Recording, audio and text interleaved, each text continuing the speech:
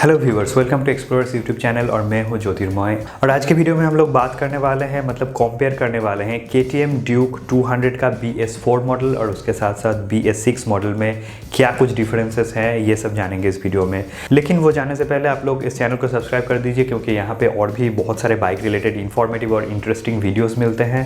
और आप लोग हमें इंस्टाग्राम, फेसबुक और ट्विटर में भी फॉलो कर लीजिए, क्योंकि वहाँ पर सबसे ज़्यादा अपडेट्स वहाँ पर ही दिया जाता है और सबसे पहले भी दिया जाता है। उसका लिंक जो है सब नीचे डिस्क्रिप्शन में मिल जाएगा। तो आइए देखते हैं ये दो बाइक के अंदर क्या कुछ डिफरेंसेस है और कौन सा बाइक ज़्यादा अच्छा है। तो KTM ड्यूक 200 जो बाइक है ये बहुत सालों से इंडिया में है। अगर स्पेसिफिकली बोला जाए तो 2012 से ये बाइक इंडिया में मिलता है और ये बाइक बहुत ही ज़्यादा पॉपुलर एक बाइक है। शायद ही कोई ऐसा होगा जो बाइक के बारे में जानता है लेकिन KTM ड्यूक 200 के बारे में नहीं जानता है। लेकिन जो BS4 मॉडल था वो 2012 से लेके अब तक चला आ रहा था, 2019 तक वही सेम मॉडल बिक रहा था। अभी भी अगर आप चाहेंगे तो अभी भी मिलेगा वो बाइक, लेकिन अभी 2020 में आके इस बाइक का एक नया वर्जन लॉन्च हुआ है जो BS6 कॉम्प्लाइंट इंजन के साथ भी आता है और भी बहुत सारे चेंजेस इस बाइक में हुआ है।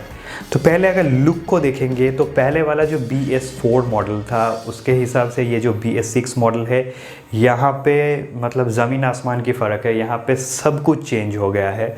अगर मोटे मोटे तौर पे बोला जाए तो एक ड्यूक 250 का जो बॉडी था उसी बॉडी में सिर्फ ग्राफिक्स को चेंज किया गया, सिर्फ और सिर्फ कलर कॉम्बिनेशन को चेंज किया गया और उसका जो इंजन था वो वहाँ से हटा के वहाँ पे एक KTM ड्यूक 200 का इंजन वहाँ पे लगा दिया गया।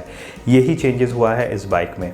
लेकिन एक्चुअली में सिर्फ यही नहीं, इसके साथ भी बहुत कुछ चेंजेस हुआ है जो आप वीडियो में बाद में जाके जानेंगे। तो लुक को देखते हैं। पहले वाला जो KTM 200 था, ड्यूक 200 था BS4 मॉडल, तो वहाँ पे जो हेडलाइट था ये आता था हैलोजन हेडलाइट के साथ। यहाँ पे जो हेडलाइट था ये बहुत दिनों से चला आ रहा था। ये अभी भी फ्यूचरिस्टिक है लेकिन बहुत दिनों से हम लोग इसको देख रहे थे। लेकिन अभी इसका जो लुक दिया गया है ये थोड़ा सा अलग है। यहाँ पे अभी भी हैलोजन हेडलाइट ही दिया गया है, लेकिन इसके साथ जो LED का DRL मिलता है ये देखने में थोड़ा सा अलग ही लुक देता है और ज़्यादा मॉडर्न लगता है पिछले वाले वर्जन से।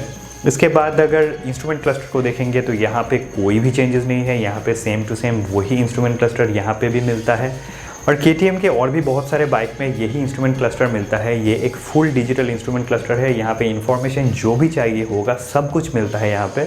लेकिन एक ही प्रॉब्लम है कि यहाँ पे जो डिजिट्स दिखाया जाता है वो बहुत ही छोटा है, तो कभी कभी ये पढ़ने में थोड़ा सा प्रॉब्लम होता है।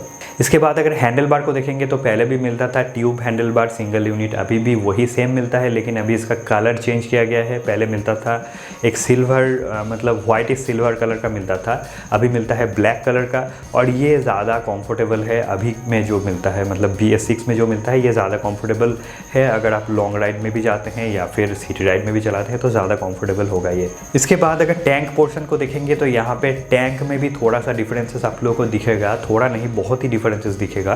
पहले वाला जो टैंक था, पहला चीज़ तो ये था कि इसका बाहरी जो पोर्शन था ये प्लास्टिक का बना हुआ था, बहुत ही प्रीमियम क्वालिटी का प्लास्टिक था, लेकिन ये प्लास्टिक था। लेकिन अभी जो मॉडल मिलता है BS6 कॉम्प्लाइंट इंजन के साथ, यहाँ पे जो टैंक दिया गया है ये पूरी तरीके से मेटल का बना हुआ है और इसके अंदर का जो फ्यूल कैपेसिटी है ये भी ज़्यादा है। अगर पहले के मुकाबले देखा जाए तो 2.5 लीटर्स ज़्यादा फ्यूल कैपेसिटी है इसके अंदर और अभी यहाँ पे 13 लीटर्स का फ्यूल टैंक मिलता है।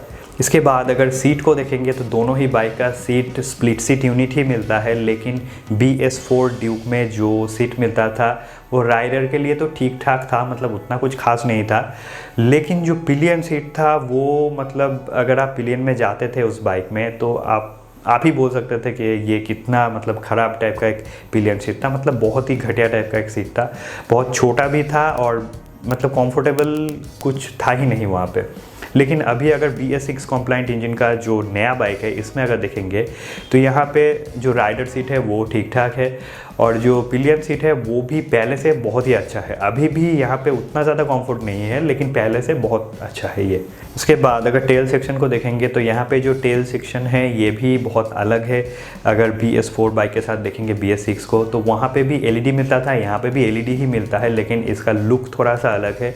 ये लुक थोड़ा सा इंस्पायर्ड है अगर आप देखेंगे ड्यूक 390 तो वहाँ से थोड़ा सा इंस्पायर्ड है ये लुक, लेकिन ये देखने में ज़्यादा मॉडर्न और ज़्यादा अच्छा लग लगता है और इसका विजिबिलिटी भी बहुत अच्छा है। एग्जॉस्ट को अगर देखेंगे तो यहाँ पे ये बाइक में और ये बाइक में मतलब BS4 और BS6 में दोनों में ही आपको अंडरबेली एग्जॉस्ट दिया गया है और ये मतलब एक ही टाइप का है। इसका साउंड थोड़ा सा अलग है क्योंकि ये इंजन थोड़ा सा चेंज हुआ है, अभी BS6 है इसलिए साउंड थोड़ा सा अलग है। बाकी सारे चीज़ देखने के मामले में सेम ही है।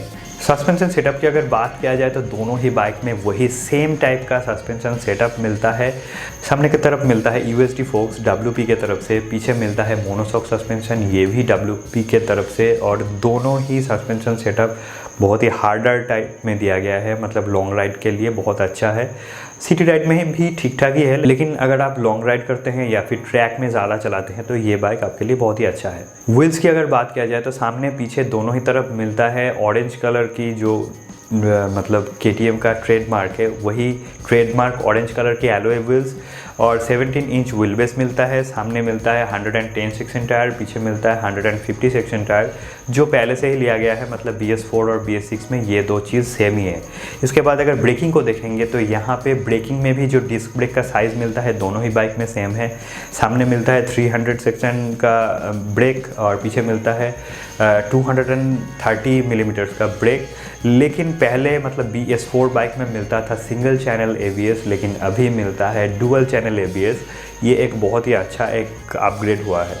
तो ये सारे चीज़ चेंज होने के बाद BS4 से BS6 होने के बाद और भी बहुत कुछ चेंज हुआ है। जैसे कि अगर ओवरऑल हाइट को देखेंगे तो यहाँ पे इसका हाइट जो है अभी 830 मिलीमीटर है इसका हाइट, जो पहले से 12 mm ज़्यादा है, मतलब 12 मिलीमीटर ज़्यादा ऊंचा है ये बाइक। और ग्राउंड क्लियरेंस 5 mm कम हुआ है, जो थोड़ा सा मतलब नहीं होना चाहिए था। ग्राउंड क्लियरेंस जो था वही ठीक था।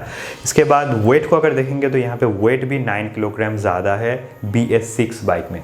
इसके बाद अगर इंजन को अगर देखेंगे तो यहाँ पे एक 199.5 सीसी का सिंगल सिलेंडर लिक्विड कूल्ड एक फ्यूल इंजेक्टेड इंजन मिलता है, जो पहले से ही यही सेम था, लेकिन पहले वाला इंजन था BS4, अभी ये है BS6 engine.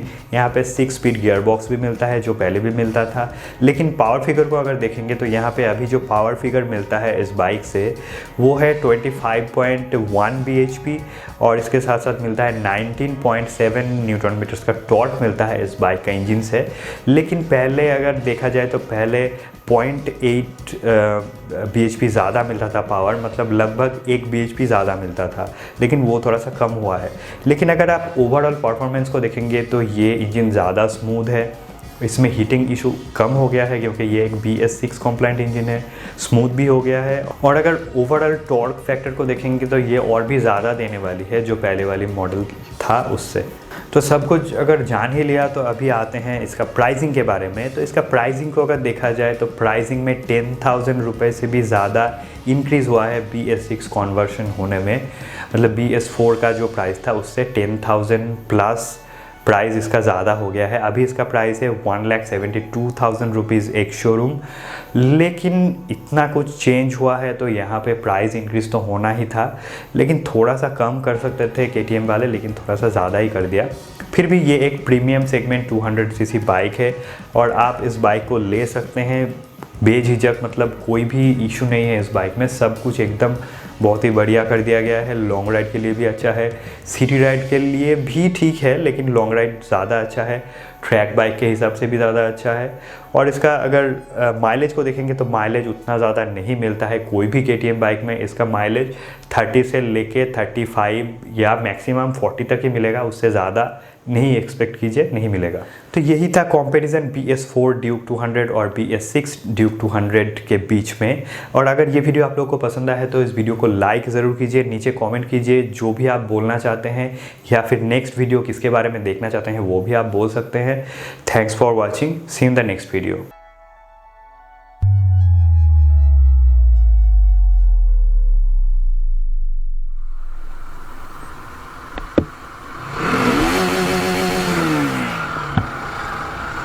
Virat sound hello channel है।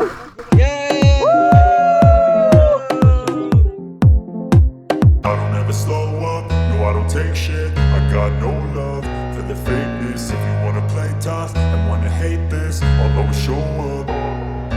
I don't ever slow up, no I don't take shit. I got no love for the fakeness. If you wanna play tough and wanna hate this, I'll always show up.